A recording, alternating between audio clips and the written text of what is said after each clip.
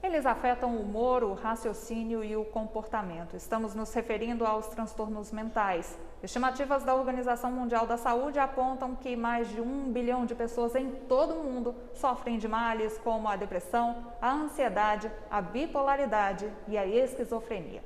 O Repórter Justiça desta semana fala sobre saúde mental. Vamos explicar como algumas doenças são diagnosticadas e mostrar os avanços no país desde a reforma psiquiátrica.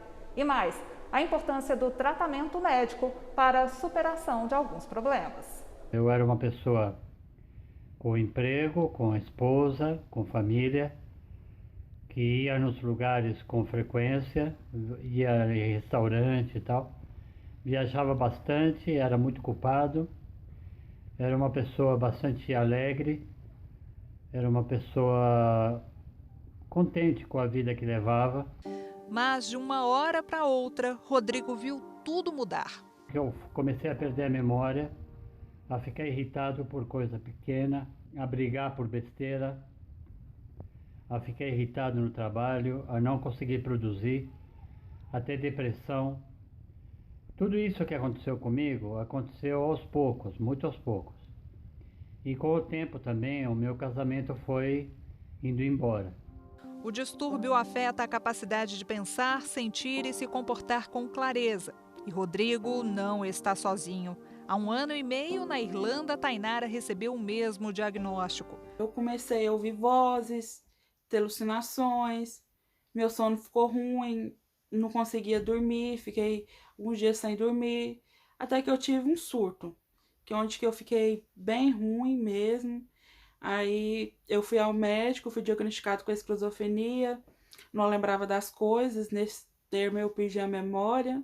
Não basta ter capacidade de administrar pensamentos, emoções, comportamentos. Fatores sociais, culturais, econômicos, políticos e ambientais são determinantes para uma boa saúde mental. Isso quer dizer que não é só a genética que define se uma pessoa vai ter transtorno. Cada sujeito, ele tem o seu próprio corpo, tem sua própria fisiologia, tem sua própria saúde física, e isso tudo é integrado com a saúde mental também. Então, hoje em dia, a gente precisa ampliar o olhar sobre isso. A gente não é um indivíduo apenas genético, biológico, nem um ser plenamente social. A gente tem vários componentes que precisam andar em equilíbrio para que não gere sofrimento. Em geral, né, são experiências acompanhadas por sofrimento, seja percebido por si próprio, pelo próprio indivíduo, seja ou pelos outros. Às vezes os outros percebem e o sujeito não percebe, mas normalmente, né, é um sofrimento percebido por si próprio e pelos outros. Em Minas Gerais, Júlio César era cismado com tudo e com todos. Se sentia observado, vigiado. A mania de perseguição tomou outras dimensões quando um boato foi espalhado na cidade onde ele morava. Eu era bem magrinho, gostava de ficar magro, né? E aí começou o boato de que eu estava com AIDS, né? E aquilo ali foi aumentando e ganhou muitas proporções grandes ali na cidade, acabou meio que virando realidade ali, e o que é pior, virou realidade para mim. Acabei entrando ali naquela paranoia, né, e acabei acreditando que eu estava realmente com AIDS. E a gente acaba entrando em depressão, né, com uma situação dessa. E a gente entrando em depressão, assim, o sistema imunológico da gente vai lá para baixo, né. Até então, Júlio César sequer tinha conhecimento do que era a esquizofrenia. A única vez que eu tinha visto essa palavra foi na capa de uma banda de heavy metal, né? Chama Sepultura, o disco se chama Esquizofrenia. Aí tem um cara amarrado com a camisa de força e 2 enfermeiros segurando ele, né? Era a única informação que eu tinha. Problemas psiquiátricos são mais comuns do que se imagina. A depressão, por exemplo, é caracterizada pela falta de interesse até por atividades simples do dia a dia. O transtorno de ansiedade faz com que alguns sentimentos sejam fortes, a ponto de interferir na convivência diária. O transtorno bipolar é associado às alterações de humor. A demência, marcada por um grupo de sintomas cognitivos e sociais, interfere nas funções diárias. Já o transtorno de déficit de atenção é uma doença crônica que inclui dificuldade de atenção, hiperatividade e impulsividade. Há também o estresse pós-traumático, caracterizado pela dificuldade de se recuperar depois de vivenciar ou testemunhar um acontecimento assustador. E ainda o TOC, ou transtorno obsessivo-compulsivo, cujos pensamentos excessivos levam a comportamentos repetitivos. Por algum tempo, pensar demais transformou a vida da Érica num tormento. O TOC rouba muita paz da gente, né? Somente quem tem sabe como é. Tem pensamentos intrusivos de cunho agressivo, cunho sexual, verificação, contaminação, entre outros. Pessoas com problemas psiquiátricos muitas vezes são estigmatizadas como loucas. E isso definitivamente tem que mudar. Enquanto as pessoas continuarem compreendendo a loucura ou o transtorno mental como algo ameaçador, né? Sob um manto do estigma, como algo perigoso, a gente nunca vai conseguir lidar com o tema da forma que ele merece, né? E, sobretudo, trazendo a voz das pessoas que têm transtorno mental. Voz que a Flávia aprendeu a ter. A psicóloga sempre se preocupou com a saúde mental dos pacientes, mas há tempos trata os sinais de depressão e fobia social que a acompanham desde a infância. Recentemente também foi diagnosticada com borderline, transtorno que faz os pacientes irem literalmente do céu ao inferno em questão de horas. Eu escutei de pessoas muito próximas que o que eu tinha não era doença, que o que eu tinha era coisa de quem estava com tempo livre, ou que como eu, como psicóloga, poderia ter depressão. Ninguém está imune, e eu sempre falei para eles assim, o dentista pode ter dor de dente, o médico pode ficar doente e um psicólogo pode se sentir mal, né? Então, e tá tudo bem, e a gente se dar o direito de ficar mal também favorece a gente também poder pedir ajuda. A gente não precisa se envergonhar de estar mal de vez em quando, né? E isso eu passei a enxergar que tá tudo bem eu ser psicóloga e ficar mal. No Brasil, os direitos de quem tem transtornos mentais são assegurados pela Lei nº 10.216 de 2001, conhecida como Reforma Psiquiátrica. Conquista dos movimentos de luta antimanicomial, a legislação é considerada um avanço no campo da saúde mental e referência em países da América Latina. A gente tem uma lei que é paradigmática porque ela propõe um modelo de atenção e cuidado comunitário e territorial, ou seja, onde a pessoa reside, próximo de onde ela mora, com seus vínculos sociais e não necessariamente num manicômio, num hospital psiquiátrico. Então, a gente pode dizer que esse é o primeiro grande recado da lei, que essas pessoas são sujeitos de direitos e que o seu cuidado e atenção em saúde mental não é feito a partir do seu isolamento ou do seu encarceramento, mas a partir do cuidado em liberdade. É aí que entra o trabalho dos Centros de Atenção Psicossocial, espalhados por todo o país. No CAPS, nós dispomos de diversas estratégias para esse cuidado e para esse tratamento. Dentre elas, grupos e oficinas terapêuticas, né, que são estratégias que promovem a socialização, trabalham questões específicas importantes para a reinserção social desse indivíduo, atendimentos individuais, atendimentos à crise, né, para garantir que esse usuário seja atendido quando estiver naquele sofrimento mais grave e mais intenso, articulação com outros serviços da rede, com a atenção básica, matriciamento, visitas domiciliares para aqueles usuários mais graves que não acessam ou não conhecem o serviço. Em Brasília, o Cleiton buscou ajuda depois de viver uma avalanche de perdas materiais e familiares.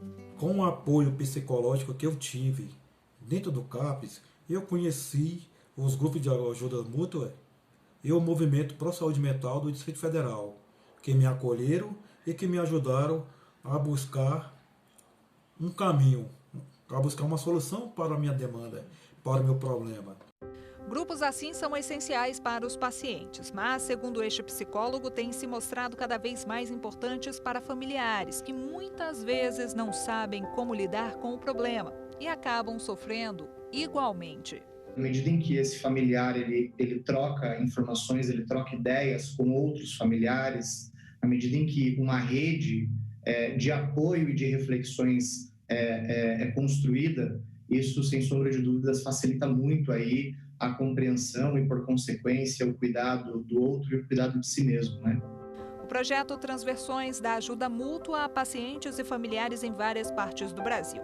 A ação faz com que essas pessoas sejam protagonistas das próprias vidas. E a pessoa começa a descobrir mais potencialidades, se sente mais forte e começa até a descobrir, ressignificar a vida. Eu percebo que eles começam a ressignificar e começam a tomar decisões realmente tomando as rédeas da sua vida. É muito bonito você ver aquelas pessoas que chegam com tanta dor, né? Tanto sofrimento.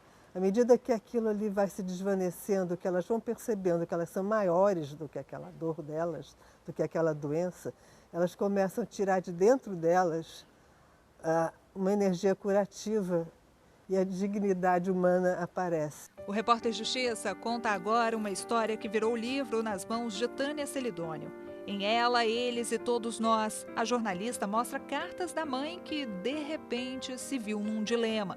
Dona Marina, que passou anos cuidando das crises de esquizofrenia e transtorno bipolar dos irmãos, também foi diagnosticada com bipolaridade.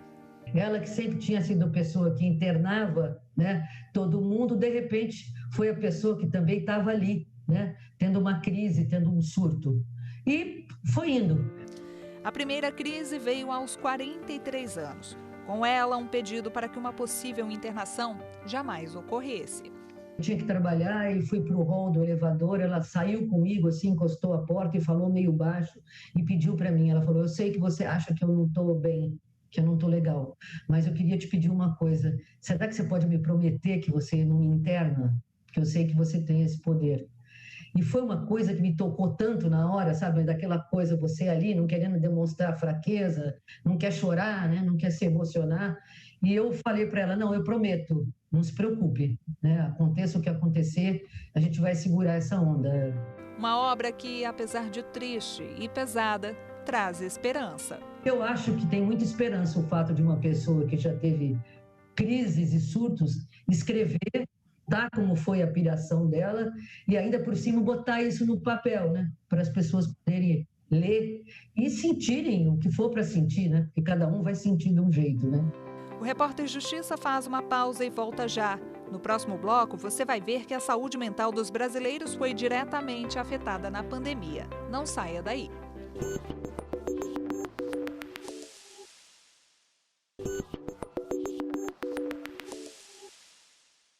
De uma hora para outra, o mundo desacelerou. Ruas vazias, famílias confinadas. O isolamento fez muita gente olhar para dentro de si, descobrir novas habilidades, se reinventar. A Raquel tem transtorno bipolar, bulimia nervosa e transtorno obsessivo-compulsivo. A estudante de Curitiba controla as doenças com medicação e terapia, mas durante a pandemia do novo coronavírus, tudo piorou.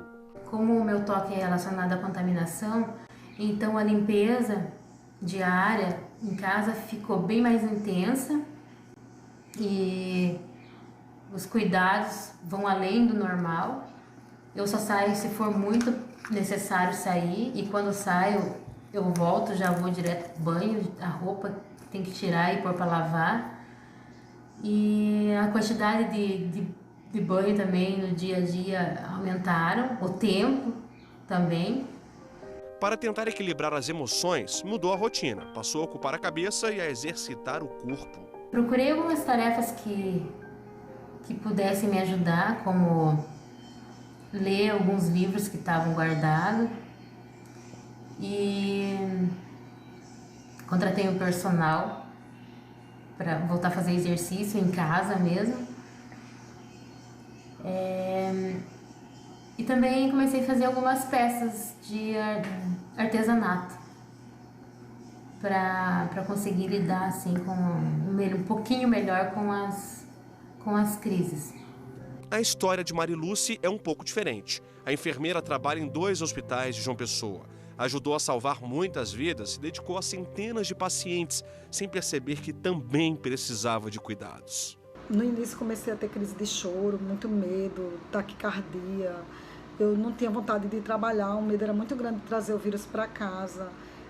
Desfizeram nossos locais de descanso para abrirem leitos. E o que é que aconteceu? Simplesmente ficamos aglomerados, 25 profissionais de diversas áreas de atuação dentro de um cubículo, sem banheiro, sem respeito, sem dignidade, tudo em cima do outro. Então eu preferia não ir para o repouso, então eu passava a noite inteira sentada dentro da UTI, com medo de me contaminar.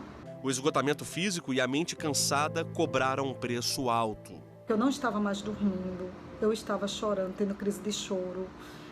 Minha família toda da área de saúde, minha filha é enfermeira da triagem Covid, do Hospital Universitário, meu genro enfermeiro do SAMU, transportava pacientes Covid, meus netos ali no meio, então gerou uma ansiedade muito grande em mim. E o que eu mais temia aconteceu, foi eu contrair a Covid.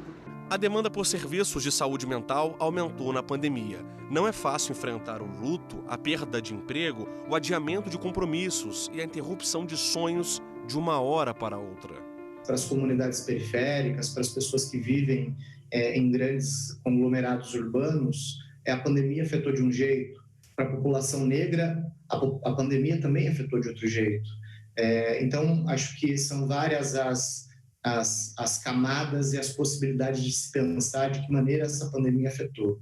O fato é que a pandemia afetou do ponto de vista psicológico, do ponto de vista social, do ponto de vista econômico, e administrar tudo isso sem muita flexibilidade para que isso possa ser feito é muito conflitante.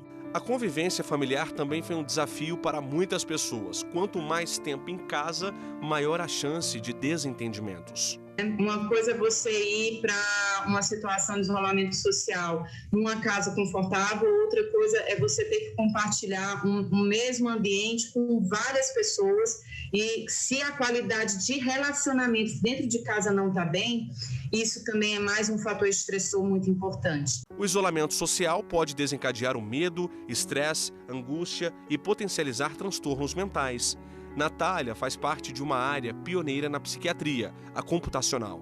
Com o advento da tecnologia, de algoritmos computacionais que são capazes de compreender matematicamente aspectos da fala, a gente pode, e normalmente esses algoritmos são utilizados para outros fins. A gente tem trazido essa tecnologia e aplicado essa tecnologia para entender melhor aquilo que um psiquiatra, um profissional de saúde mental faz quando está escutando seu paciente. Os sonhos relatados pelos pacientes também são importantes para o diagnóstico de transtornos mentais. A gente coletou sonhos de sujeitos que estavam confinados em casa através de um aplicativo de celular, e esses relatos de sonhos foram capazes de nos mostrar justamente aspectos como aumento da proporção de palavras ligadas à raiva e tristeza nesses sonhos, e também uma maior proximidade com significados como contaminação e limpeza. Sofrimento não se mede e a dor do outro precisa ser respeitada. Cada um sente de um jeito o seu sofrimento e está inserido de novo dentro de um contexto. Mas olhar para esse contexto, tentar parar para refletir o que essa pessoa está vivendo e exercer a capacidade de constatação sobre quais são os seus problemas, isso me parece fundamental. Porque cada problema nos exige uma estratégia para enfrentá-lo. Uma mente saudável é sinônimo de bem-estar, é direito de todos. Mostramos até aqui que aumentou a demanda por psicólogos e psiquiatras na pandemia, mas segundo a Organização Mundial da Saúde, o atendimento presencial diminuiu 93% no mundo todo. A pesquisa feita em 130 países revela que menos de 2% dos orçamentos dessas nações foram destinados à saúde mental. Os dados sugerem a urgente necessidade de um olhar mais atento para a questão. Lenise é advogada em Pernambuco. Ela conta que conseguiu segurar a onda nos primeiros meses de pandemia, mas depois vieram sinais de que não estava tão bem quanto imaginava. Eu acabei me percebendo muito ansiosa. Tive insônia, eu realmente não conseguia dormir, eu estava trocando o dia pela noite, mexeu com o meu relógio biológico, mexeu com a minha alimentação e tudo. E em algum momento eu comecei a dizer que eu estava sentindo falta da Lenise de antigamente, né? Que era uma pessoa mais calma e tudo. E quando eu percebi que os outros também estavam percebendo certas diferenças, a necessidade de procurar uma ajuda intensificou bastante. Lenise começou a fazer terapia para cuidar da saúde mental. Eu já consigo perceber a razão do meu problema, eu já consigo me trabalhar melhor, eu já consigo me perceber, me enxergar a minha necessidade, né? Eu já estou conseguindo perceber certas origens e trabalhando essas origens. Então, como eu disse, eu venho melhorando num processo de construção e de desconstrução diários. Os idosos foram outro grupo muito afetado. Pensando em evitar novos diagnósticos na terceira idade, a Defensoria Pública do Distrito Federal criou uma iniciativa que tem feito a diferença. Voluntários ligam para os idosos e batem papo. A gente às vezes faz ligação por videochamada ou por uso de plataformas, mas os idosos que não têm essa habilidade ou não têm acesso, né, à internet, a gente faz ligação em telefones fixos ou mesmo celulares, mas sem a videochamada.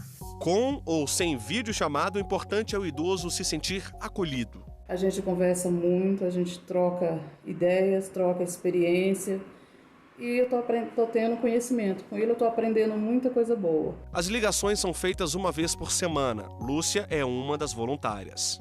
Eu agradeço imensamente pela oportunidade, porque me fez sentir capaz de contribuir para dias melhores, né, das pessoas que precisaram desse apoio.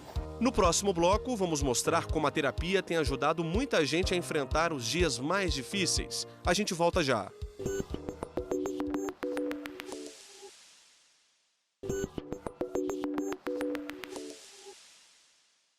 Autoconhecimento, bem-estar, saúde mental preservada. Isso é o que todo mundo quer. Às vezes, para ter uma vida equilibrada, só mesmo com a ajuda de terapia. Foi difícil para a Regiane entender isso. Eu tinha um preconceito muito grande com terapia. A minha família sempre me incutiu esse conceito, né? Esse conceito empírico de que terapia é coisa para maluco, para doido, psicanálise, psiquiatria, psicologia, isso tudo é coisa para maluco. Então eu cresci com essa ideia de maluco mesmo, que o termo era esse que era usado dentro de casa. No começo não passava pela cabeça da intérprete procurar um psicólogo, mas depois de 3 casamentos fracassados, o sofrimento a fez perceber que era hora de mudar esse pensamento. Eu comecei a me interrogar, eu preciso de ajuda, como que eu vou fazer para conseguir sucesso em outro casamento? Então isso começou a incutir na minha cabeça e quando a gente começa a se questionar, o importante é quando a gente encontra a resposta, né? As respostas vieram no consultório com a terapia sistêmica, método que se estende a toda a família. Regiane casou de novo e hoje vive em paz e feliz. E hoje minha vida, ela depende de fato de uma terapia. Eu preciso de terapia para viver, para ter qualidade de vida e aconselho a todos que puder procurar um atendimento profissional, porque não é para pessoas que estão doentes mentalmente. Esse suporte é para todos nós que precisamos, que sentimos que lá dentro, né, no fundo do nosso psicológico, no fundo da nossa alma, no fundo da nossa mente, a gente precisa de um apoio, de um suporte para desenvolver uma vida mais saudável, uma vida mais feliz e passar isso para nossas gerações futuras. Vida agitada, trabalho estressante, relacionamentos abusivos e frustrantes. Esses são os principais gatilhos que fazem muita gente buscar a terapia. Com a ajuda de um profissional, é possível enxergar os dilemas por outra perspectiva e encontrar respostas para problemas que até então pareciam não ter solução. Quem não quer se conhecer melhor, ter mais equilíbrio e sucesso em todos os campos da vida? A consulta com psicólogo não é recomendada apenas para quem está com as emoções abaladas o desafio é quebrar o tabu que ainda existe. Não necessariamente você está promovendo a sua própria integridade, o seu próprio equilíbrio mental, não significa que você está tratando algum transtorno. Essa linha ainda gera muito preconceito. Isso é ancestral, na verdade. Isso, dentro da nossa cultura ocidental, isso tem um peso de um estigma muito grande, que são muitos e muitos anos que passamos, enfim, marginalizando as pessoas que tinham algum nível de transtorno mental dentro de tratamentos que, na verdade, excluíam esses sujeitos da sociedade. Há 25 anos, Caio começou a manifestar os primeiros sintomas de transtorno obsessivo-compulsivo. Por muito tempo, ele foi escravo do próprio pensamento. Aos 17 para os 18 anos, eu pensei que eu tivesse me infectado com o vírus HIV, né? Foi a primeira vez que eu procurei um psiquiatra e foi a primeira vez que eu tomei medicação. Nada tirava da minha cabeça que eu tinha sido infectado. Então, se eu visse alguma pessoa com machucado ou com algum sangramento, ou quando a gente jogava bola, alguém se machucava, aquilo me paralisava e me deixava completamente alucinado, sabe? Era muito ruim. Então foi um tempo que eu não queria ter relação com ninguém, não queria beijar nenhuma mulher, não queria ter contato porque eu tinha muito medo de contaminação. O transtorno tirava a qualidade de vida do administrador, afetava o relacionamento com a família e o rendimento no trabalho. O autocontrole veio com terapia e medicação. Hoje, Caio usa as redes sociais para interagir com pessoas que passam pelo mesmo problema. Esse diálogo, nesse momento importante, a gente dizer sobre os nossos medos, o que a gente passou, falar sobre o processo de aceitação, os nossos relacionamentos perante a doença, e não é só o transtorno, né? A gente tem tantas outras doenças, né? Então, esse momento de partilha e de compartilhar tem sido muito bacana, né? E já parou para pensar que o bordado pode servir de terapia para muita gente? Foi assim com Aurélio, que conseguiu driblar a ansiedade praticando. Aprender a bordar foi essencial para que eu passasse pela pandemia de uma forma mais equilibrada. O jornalista ensina técnica em Brasília. Quase 90% dos alunos dele bordam para ocupar a mente. É muito interessante quando as pessoas me abordam com esse tipo de problemática ou de questão, né? Que querem o bordado como algo que possa acalmá-las, centrá-las ou trazê-las um pouco mais para o presente. Agora você vai conhecer o trabalho do coletivo Motirô, uma ONG que desenvolve projetos para cuidar do bem-estar de crianças e adolescentes. São 140 voluntários que atuam em escolas públicas do Distrito Federal. A gente até se emociona porque a realidade é dura, né? É difícil. Aí as pessoas vêm com disposição, com vontade, com muita alegria, não é? Buscando aí o apoio, dar o apoio que a gente realmente precisa. Pensando em ajudar jovens com depressão e prevenir o suicídio, o coletivo desenvolveu um aplicativo. Por meio de um chat, é possível conversar com os voluntários. Eu não conseguia compartilhar muitas coisas que eu sentia e eu não via que as outras pessoas também poderiam passar pela mesma coisa que eu. Sim. E eu também passava muito pelos problemas de automutilação e também até pela parte do suicídio. Eu me valorizo mais minhas amizades, minha vida também, que é a mais importante de todas. E assim a gente termina o Repórter Justiça desta semana. Já segue o nosso perfil no Instagram, é o TV Justiça Oficial. No YouTube, o canal é o mesmo. Se quiser entrar em contato com nossa produção, o e-mail é o repórterjustiça@stf.jus.br. Até a próxima!